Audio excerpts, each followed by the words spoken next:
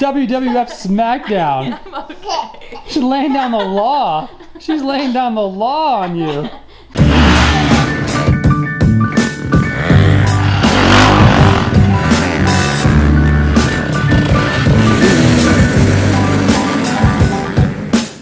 You're doing so good. Oh my God. Wow, that was amazing. That was amazing. What's up, guys? Yes, the last 2.5 years has been a long time. There's a lot to catch up on.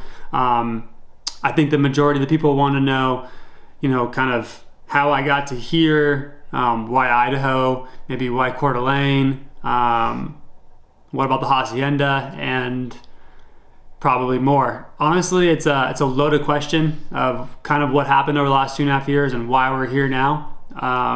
There's a lot to it. There's a bunch of layers, but I'm going to get into a more specific reason to share with you guys. But for now, just enjoy this quick recap of the last 2.5 years.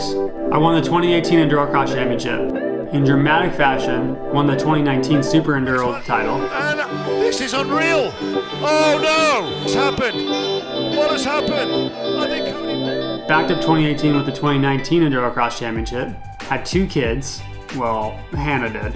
Gave away my Husqvarna 125. Got a sweet tattoo. Almost died in Portugal. Released Rare Exception the film. Sold my Raptor. Bought a van. Broke up with Chipotle. Signed a 2-year extension with Rockstar Husqvarna in 2019. Got super into real estate. Sold everything in California. Moved in with my parents for a while. COLTON diesel, got sprayed by a skunk. Killed around 6 squirrels, 5 birds, 1 rooster, a possum, and Bambi. Literally. Jimmy squirted on me. Purchased a new house in Idaho. Taught some enduro cross classes. Broke my hand. Josh had 3 different girlfriends. Quit being my mechanic. And shortly after me, also moved to Idaho. Won the enduro cross title for the 3rd time in a row. Wore a mask. Had a championship party. Got my rental car stolen. And got stabbed by a super mean tree, resulting in 15 stitches. And now that leads us to right here. Vlogging again.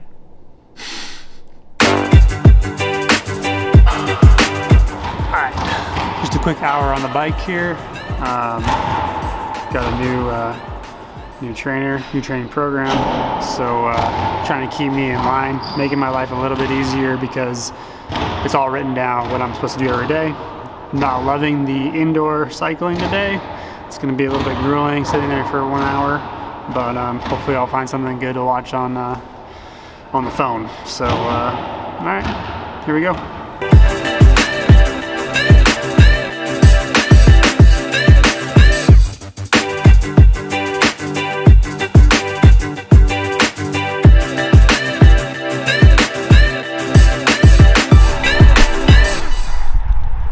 So we just got to the spot right here. I'm gonna run, do like a 45-minute run at a certain heart rate. And yeah, nice place to run, huh? I don't know what temperature it is. It's cold though. It's probably 40, I don't know, 40 maybe, 39, somewhere in 30s, high 30s. Oh, my sleeve's inside out, that's why I can't get this on. Burr!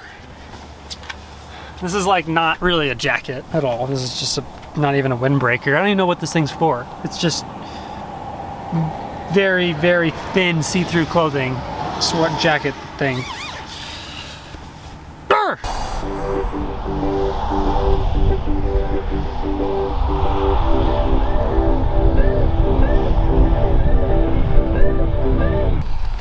Oh, the only thing on this run that was really, really bad is that my toes got soaked. Look at those holes. Think I could use new shoes or what? It's been a while, Adidas. Hook it up.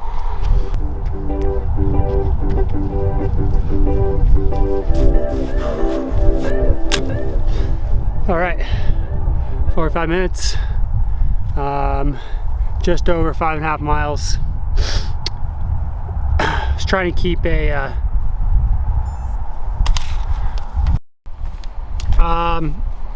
so yeah, my goal for that run was really to stay around an 8-minute mile at a 155 heart rate. Kind of a moderate pace, kind of probably 75% of around my max, I would say.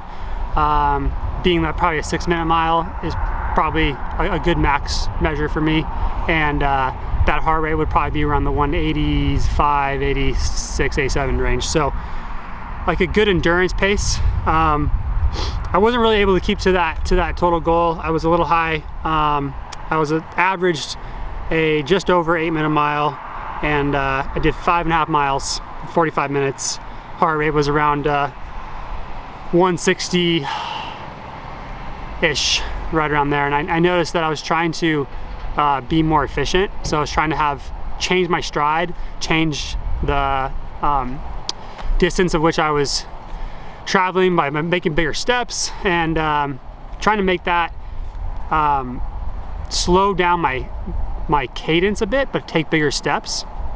And it didn't really work, but it started to think about kind of like what was that trying to be more efficient, and it started to think about that was a lot of the reason why I made all those changes we talked about earlier over the last 2.5 years.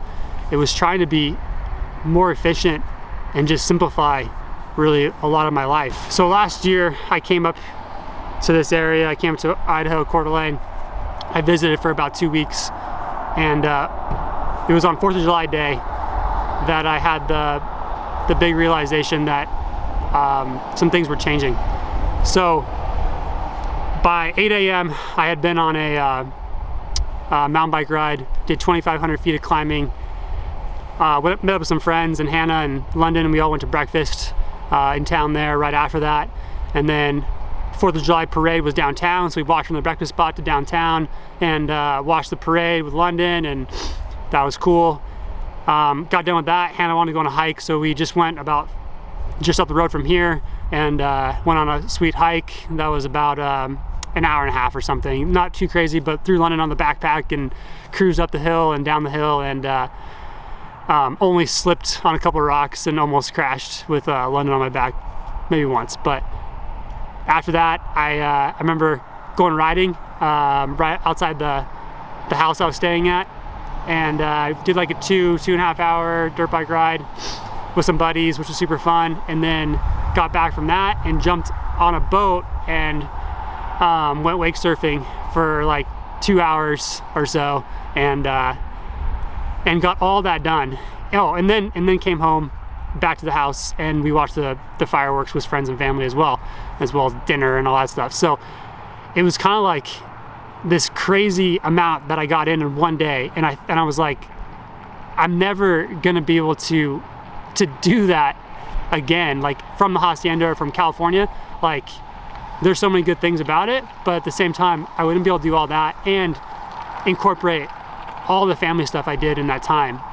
That was the moment I started to think more about less about me and more about we, and we being, you know, as a unit, myself, Hannah, and London. And then at the time we didn't have Eliza on the way, but I knew that there was another kid gonna come eventually. So I was starting to think about just the overall picture, and that's part of obviously life and being more efficient with that life. I want to incorporate my family into what I do, and that's the point of it, right? And so being here and making those changes was a big part of that.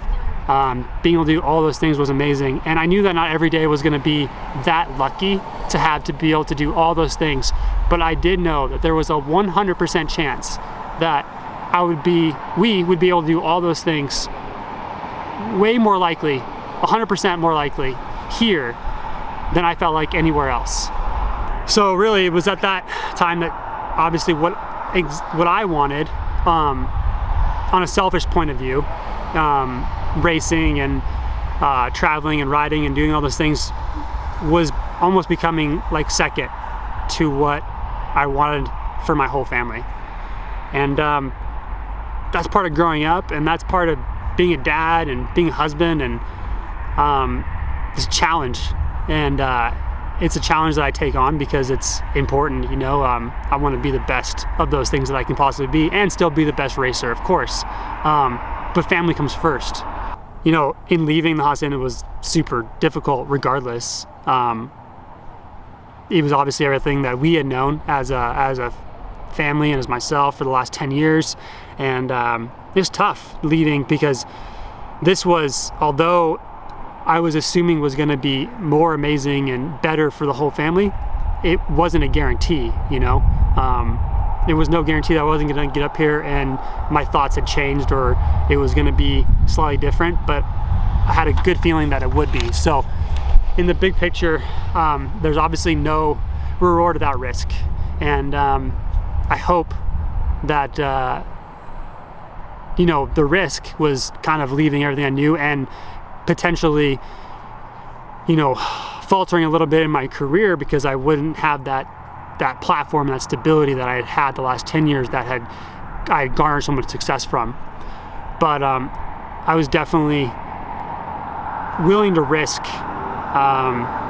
all that and the career of what I had accomplished so far, and had to want to figure it out to reward my family with what I thought would be a better situation. And I hope my family, you know, is rewarded for that decision. Somebody got a new motorcycle.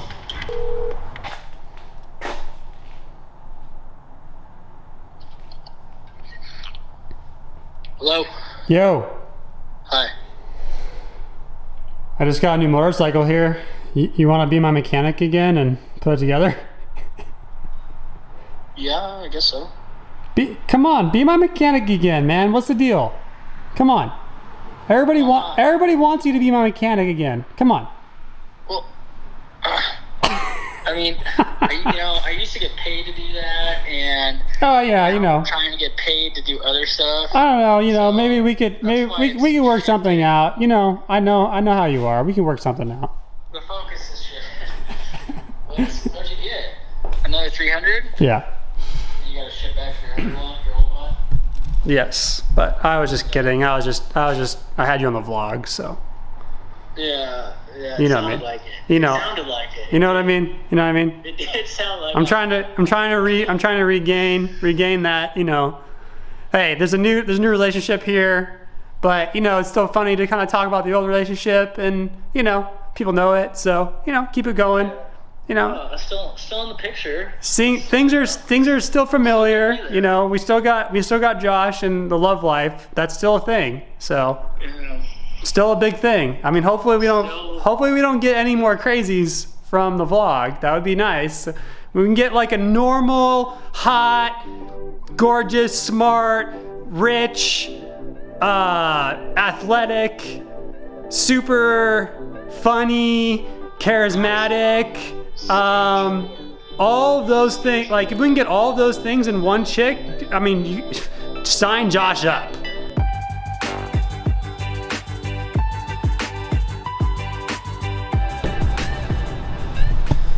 All right, so I'm here alone in school to pick her up.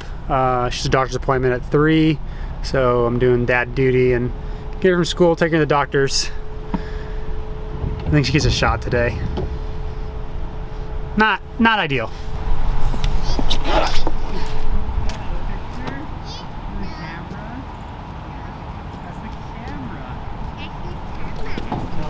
You'll be fine. I know, but I was like, I gotta start keeping up with it now. That's the whole thing. You know, start now. Start here. Yeah, we're gonna get some ice cream.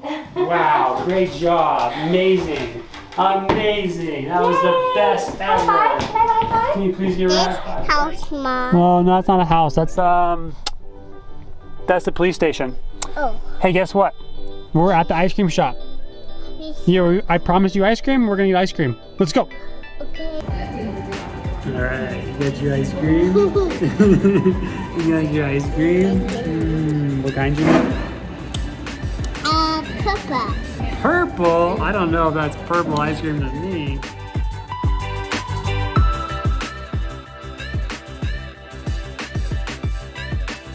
Oh gosh, come on. Oh, where's our guys at?